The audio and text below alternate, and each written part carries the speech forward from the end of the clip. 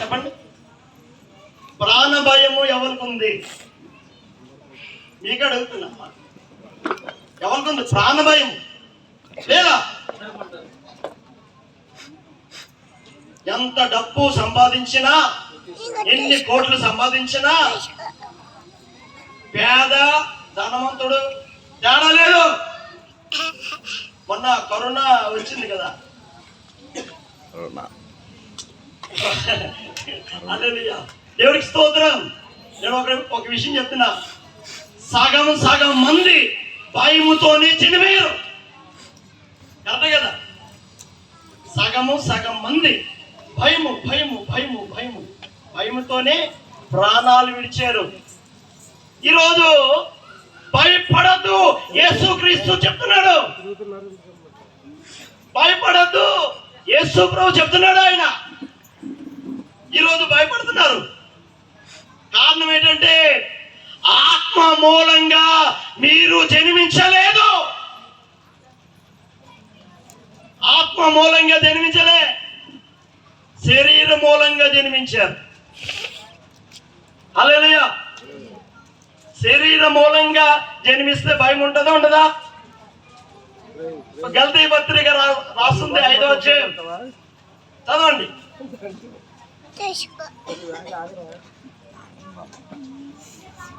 శరీర మూలంగా ఎలా ఉన్నాయి, ఆత్మ మూలంగా ఎలా ఉన్నాయి క్లియర్ గా.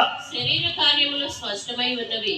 అవేమనగా జారత్వము, అపవిత్రత, కాముకత్వము, విగ్రహారాధన, అభిచారము, ద్వేషములు, కలహములు, మత్సరములు, క్రోధములు, కక్షలు, భేదములు, విమతములు, అసూయలు, మద్దతలు, అల్లరితో కూడిన ఆటపాటలు మొదలైనవి. వీటిని గూర్చి నేను మునుపు చెప్పిన ప్రకారము ఇట్టి వాటిని చేయువారు దేవుని రాజ్యమును స్వతంత్రించుకొనని మీతో స్పష్టముగా చెప్పుచున్నాను. అయితే ఆత్మఫలమేమనగా ప్రేమ, సంతోషము, సమాధానము, దీర్ఘశాంతము, దయాళత్వము, మంచితనము, విశ్వాసము, సాత్వికము, ఆశా నిగ్రహము. ఇట్టి వాటికి విరోధమైనదేదీ లేదు. క్రీస్తు యేసు సంబంధులు శరీరము దాని ఇచ్చలతోనూ దురాశలతోనూ సిలువ వేసి ఉన్నారు. హల్లెలూయా. ఈ రోజు నేను చెప్తున్నాను, హల్లెలూయా, ఆత్మ మూలంగా జన్మించే వారికి పరిశుద్ధాత్ముడు యేసు ప్రభు ఈ లోకములో జన్మించినప్పుడు ఆయన ఆత్మ పూర్ణుడిగా ఆత్మ బలముతో నడిచినప్పుడు ఒక వ్యక్తిలో 2000 దయ్యాలు పట్టిన వ్యక్తి ఎంతమంది, ఆ ఊరంతా అందరూ వచ్చిన సైనికులు బంధించలేపారు. 2000 దయ్యాలు పట్టిన ఒక వ్యక్తిలో ఉంటే యేసు క్రీస్తు ఆయన నడిచినప్పుడు ఆ దయ్యాలు ఎదురుగా ఆ వ్యక్తి ఎదురు వచ్చినప్పుడు మాతో మీకేమి పని అని దెయ్యం అడుగుతుంది. మాతో మీకేమి ప్రభువా, నువ్వు సర్వోన్నతుడైన దేవుని కుమారుడివి. ఎవరు చెప్పారు అది? ఎవరు చెప్పారు? దెయ్యం చెప్పింది. సర్వోన్నతుడైన దేవుని కుమారుడివి అని దెయ్యం చెప్తుంది. మీరు చెప్తున్నారా? అంటే విశ్వాసములో పరిశుద్ధాత్మ దేవుడు ఎందరైతే దేవుని ఆత్మ చేత నింపబడతారో వాళ్ళందరూ దేవుని కుమారులు. నువ్వు ఎవరి కుమారుడివి? దేవుని కుమారుడి, దేవుని కుమార్తె. హల్లెలూయా. ఇప్పుడు దేవుని కుమారులు ఏం చేస్తారు? టీవీలు చూస్తారా? సినిమాలు చూస్తారా? ఇదిగో యూట్యూబ్, అదిగో ఫోను. దేవుని కుమారులు, దేవుని కుమార్తెలు ఏం చూస్తారు? పరిశుద్ధాత్మ దేవుడు మనలో ఉన్నప్పుడు ఇంకా నీ చూపు మారుతుంది, నీ మాట మారుతుంది, నీ నడక మారుతుంది, నీ జీవితాన్ని మార్చేస్తాడు క్రీస్తు పోలికలోకి. ఆమేన్. యేసయ్య పోలికలోకి మార్చేస్తాడు. యేసు క్రీస్తు నీ హృదయంలో పుడితే ఈరోజు నీ జీవితాన్ని ఆయన పోలికలోకి చెక్కబడతాం మనం. హల్లెలూయా. ఇంకా జీవించేది నేను కాదు, క్రీస్తే నా యందు జీవిస్తాడు. క్షమిస్తున్నాడు. ఆయనే నజరేయుడైన యేసు క్రీస్తు. నాకు లోకము కావాలి, దేవుడు కావాలి. ఎంతమంది ఉన్నారు? చేతులెత్తాలా? లోకము కావాలి, దేవుడు కావాలి. ఎంతమంది ఉన్నారు? చేతులెత్తాలి. చెప్పలేదు. ఎందుకంటే దెయ్యం తెలుసు. ఆడు మనోడే లేదు, సరే దెయ్యానికి తెలుసు నీ చరిత్ర. ఆమేన్. అలా మనోడే ఒక గంట కూర్చొని వస్తాడులే, ఒక గంట కూర్చొని వస్తాడులే. ఈరోజు నేను చెప్తున్నా, యేసయ్య వ్యభిచారినైనా క్షమిస్తున్నాడు. ఆమేన్. వేషధారిని క్షమించడు. యేసు ప్రభువు ఆ ప్రాంతంలో నడుస్తున్నప్పుడు వెళ్తున్నప్పుడు ఒక వ్యభిచారైన స్త్రీ మోషే ధర్మశాస్త్ర ప్రకారం రాళ్ళతో కొట్టి, ఇది గమనించాలా? హల్లెలూయా. మోషే ధర్మశాస్త్ర ప్రకారము ఒక వ్యభిచారైన స్త్రీ రాళ్ళతో కొట్టి ఊరు అవతల పడేస్తారు. మోషే ధర్మశాస్త్ర. ఇంక గమనించాలా? యేసయ్య అందరూ వచ్చి రాళ్ళతో కొడుతున్నారు. ఆ వ్యభిచారిణి స్త్రీ, మీలోని పాపము లేనివాడు రాళ్ళతో కొట్టమన్నాడు. ప్రతి మనిషిలో పాపము ఉంది. పాపము లేనివాడు నజరేయుడైన యేసు క్రీస్తు. ఆయన పుట్టుకతోనే కన్యక గర్భములో పరిశుద్ధాత్మ ద్వారా ఈ లోకానికి జన్మించాడు. ఆ పరిశుద్ధాత్మ ద్వారా ఈ రోజు నిన్ను నన్ను రక్షించాడు ఆయన.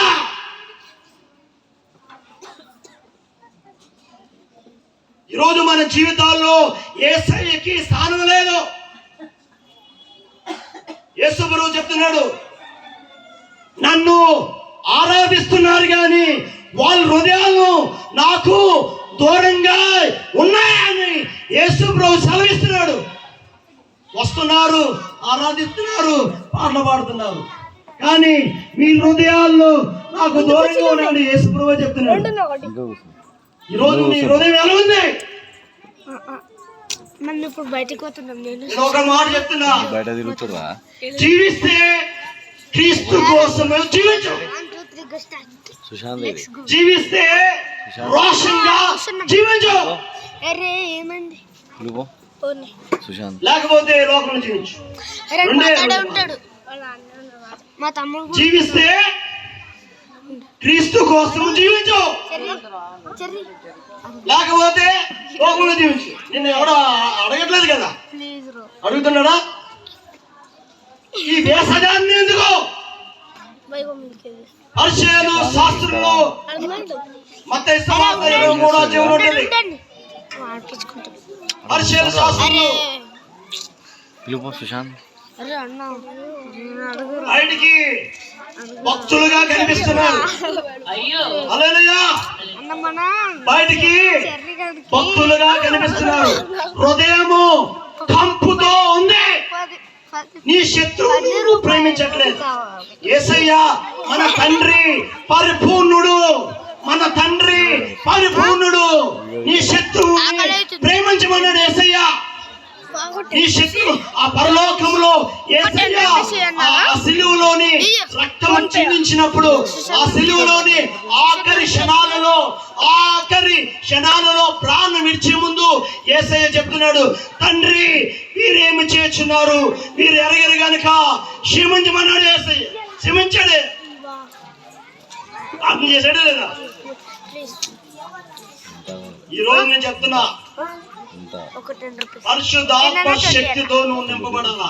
ప్రతి క్రైస్తవుడు క్రీస్తులో ఆయన నామం యందు వీళ్ళందరూ ఇక్కడ కూర్చొని అందరికీ హెచ్చరిక చెప్తున్నా, 15 5 నువ్వు దేవుని కుమారుడు, మా తమ్ముడికి సాతాను కుమారుడు.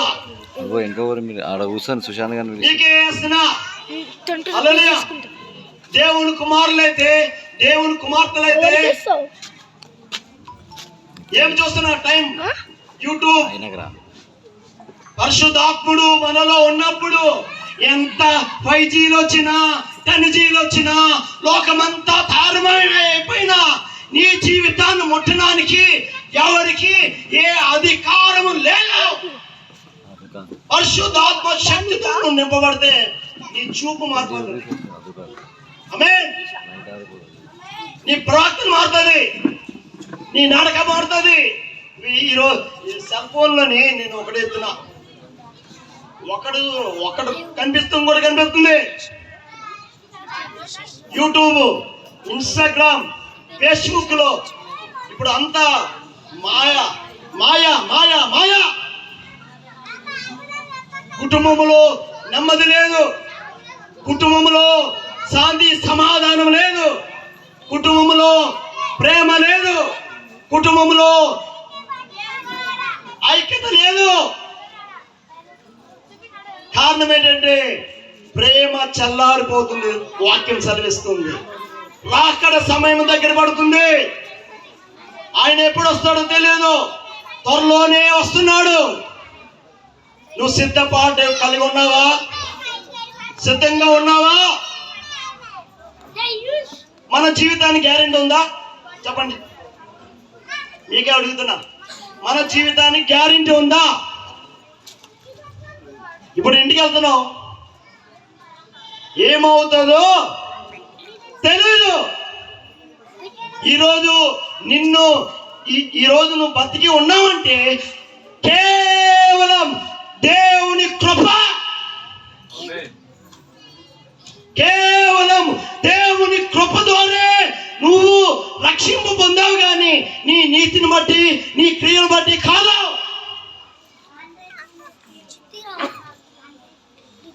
మనలోని ఏ ఆరాధన ఉందయ్యా? యేసయ్య అంతగా ప్రేమించాడంటే ఆయన ప్రేమ వర్ణించలేము. లోకమంతా సృష్టి అంతా లోబడుతుంది, కానీ దేవుడికి లోబడట్లే. సృష్టి లోబడుతుంది, ఆయన పుట్టించిన బిడ్డలు అంటే దేవుని బిడ్డలు లోబడట్లే. ఈరోజు నువ్వు దేవుని కుమారుడు అయితే, పరిశుద్ధాత్మ శక్తితో నువ్వు నింపబడితే, ప్రతి క్రైస్తవుడు నేను ఈ లోకాన్ని జయించాను కాబట్టి మీరు కూడా జయిస్తే శక్తిని నేను అనుగ్రహిస్తాను అని వాక్యం చదివిస్తుంది. ఈ ప్రభు చెప్తున్నాడు, నా ఆత్మని మీరు పొందుకున్నది, నా ఆత్మని మీరు పొందుకున్నది. హల్లెలూయా. ఈరోజు మన జీవితాల్లో ఈ రక్షణ భాగ్యము అందరికీ ఉచితంగా ఇచ్చాడు. ఈ భాగ్యాన్ని నువ్వు కాపాడుకోవాలి. ఈరోజు నేను చెప్తున్నాను, మొక్క తెచ్చి పెట్టావు. హల్లెలూయా. ఈరోజు సాధన చేయాలా? మీ బాధ్యత. చేస్తున్నారా? దేవుడు అందరికి ఇచ్చాడు రక్షణ, అందరినీ ప్రేమించాడు. ఇక్కడ ఉన్న వాళ్ళందరూ దేవుడు రక్షించాడు.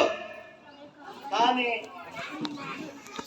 ఒక ఎగ్జాంపుల్ చెప్తాను మీకు. ఒక టైలరింగ్ ఉంది, నేర్చుకోవాలంటే రోజు సాధన చేయాలొద్దా? ఒక భాష నేర్చుకోవాలంటే రోజు సాధన చేయాలొద్దా? అంటే అందరికీ దేవుడు రక్షించాడు, కానీ ప్రతి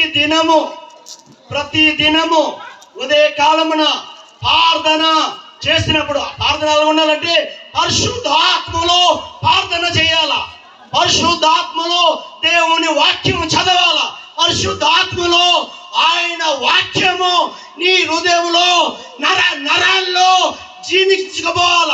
పరిశుద్ధాత్మలో నువ్వు నడిచినప్పుడు దేవుడే నీలో ఉండి నడిపిస్తాడు ఆయన. అప్పుడు దుష్టుడైన సాతాను క్రియలు మనం ఇంకా కనిపెడతామా కదవా? అందరిని మోసపోతున్నాం. అట్టి జ్ఞానాన్ని, అట్టి వివేకాన్ని, అందుకనే యేసు ప్రభువు చెప్తున్నాడు, పాము వలె వివేకం కలిగి ఉండమన్నాడు. పావును వలె నిష్కపటంగా ఉండమన్నాడు. ఈ రోజు నేను చెప్తున్నాను, ఈ జ్ఞానం లేక అనేకులు నశించిపోతున్నారు. అందరికీ ఉంది జ్ఞానం, బైబుల్ పరిశుద్ధాత్మ జ్ఞానం లేదు, ఆత్మ వాక్యము జ్ఞానం లేదు.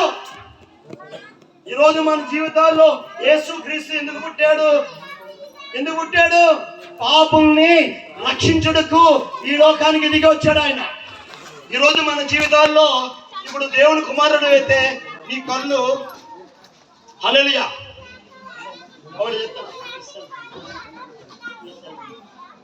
సెల్ ఫోన్ ఉండు. హల్లెలూయా హల్లెలూయా. ఈ సెల్ ఫోన్ ఉందా? అందరి చేతిలో ఉందా లేదా? ఎత్తట్లేదు. నాంత పరిశుద్ధులు ఎవరు లేరు. నేనే పరిశుద్ధుని. అందరూ ఉందా లేదా? హల్లెలూయా. ఈ సెల్ ఫోను దుష్టుడైన సాతాను బాగిచ్చాడు. హల్లెలూయా. ఇప్పుడు ఎంత ఘోరం జరుగుతుందంటే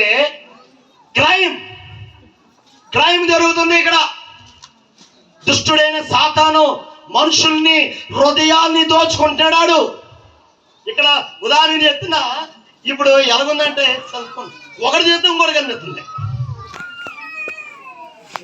మీకు అనిపిస్తుందా లేదా? 99% 100కి 99% అంత చెత్త పోగ్రాలే కనిపిస్తున్నాయి. కరెక్టే కదా? ఇప్పుడు చెత్త పోగ్రాలు కనిపిస్తున్నాయి. పరిశుద్ధాత్ముడు నీలోని జన్మిస్తే, ఆత్మ మూలంగా నువ్వు జన్మిస్తే, దేవుని ఆత్మతో నీవు నింపబడితే, ఇప్పుడు ఇలా చూశాను, నీకు సరిగ్గా లేదు. పరిశుద్ధాత్ముడు మనలోని ఉండి దేవుని ఆత్మ మాట్లాడతాడు. సరిగ్గా చూడట్లేదు, నీ కళ్ళు సరిగ్గా లేవు. పరిశుద్ధాత్ముడు నీలో ఉంటే నువ్వు అబద్ధాలు ఆడుతున్నావు. మాట్లాడు. దేవుడు ఆత్మ సరిగ్గా అని వెంటనే పరిశుద్ధాత్ముడు నీ పాపాన్ని ఒప్పుమి చేసి ఆయన రక్తంలో కడగబడి దేవుడికి మనకి మంచి మనస్సాక్షి కలిగి ఉంటాం. ఇప్పుడు దేవుని ఆత్మ హల్లెలూయా స్తుతి మహిమ మనోడే చర్చికెళ్ళినా ఒక ఆదివారం ఒక గంట పర్మిషన్ ఇస్తాడు. హల్లెలూయా. ఇప్పుడు ఇంటికి వెళ్ళిన తర్వాత సెల్ ఫోన్ అయిపోయింది కదా, అక్కడ పెడతాను. ఇప్పుడు యూట్యూబ్ వైఫైలు వచ్చి ఇప్పుడు కేబుల్ లేవు. హల్లెలూయా హల్లెలూయా హల్లెలూయా. ఇప్పుడు వైఫైలు వచ్చి ఎన్ని మొత్తం యూట్యూబ్ అంతా నీ తెలివాడు. ఎవరు చూడట్లేదు. టీవీ సీరియల్, సినిమాలు, చెత్త మొత్తము నీ హృదయాన్ని దోచుకుంటున్నాడు. ఈరోజు నేను చెప్తున్నాను, యేసుక్రీస్తు ఈ లోకానికి దిగి వచ్చాడంటే ఆయన పాపుల్ని రక్షించుటకే ఈ లోకానికి దిగి వచ్చాడు. నన్ను రక్షించాలనే ఒక గొప్ప ప్రణాళికతో ఉన్నాడు. నా ఆత్మని మీరు పొందుకున్నది, నా ఆత్మ పొందుకుంటే నేను ఈ లోకాన్ని జయించాను కాబట్టి మీరు కూడా జయించే శక్తి నీకు అనుగ్రహిస్తానని వాక్యం సెలవిస్తుంది. ముగించేస్తున్నాను. కళ్ళు మూసుకొని ప్రార్థన చేసుకుందాం. ప్రభా యేసయ్యా, నా జీవితంలోకి రా తండ్రి. ప్రభా, మాట ద్వారా, ఆలోచన ద్వారా నీకు విరోధంగా నేను పాపం చేస్తుంటే నన్ను క్షమించయ్యా. నీ రక్తంతో నన్ను కడిగి పరిశుద్ధపరిచి తండ్రి, నీ దాసులు ఏర్పాటు చేసిన తండ్రి ఈ కార్యక్రమం అంతట్లోని నీకు మహిమకరంగా జరిగించినందుకు స్తోత్రాలు. ఇక్కడికి వచ్చిన ప్రతి బిడ్డని నీ పరిశుద్ధాత్మ శక్తితో నింపి అభిషేకించి తండ్రి నీ దాసుల్ని ఒక బలమైన సాధనగా వాడుకో తండ్రి. ఈ కుటుంబాన్ని, పరిచర్యని, ఇక్కడికి వచ్చిన ప్రతి బిడ్డని కూడా దీవించి ఆశీర్వదించి యేసు నామమున అడుగుతున్నాం తండ్రి. ఆమేన్.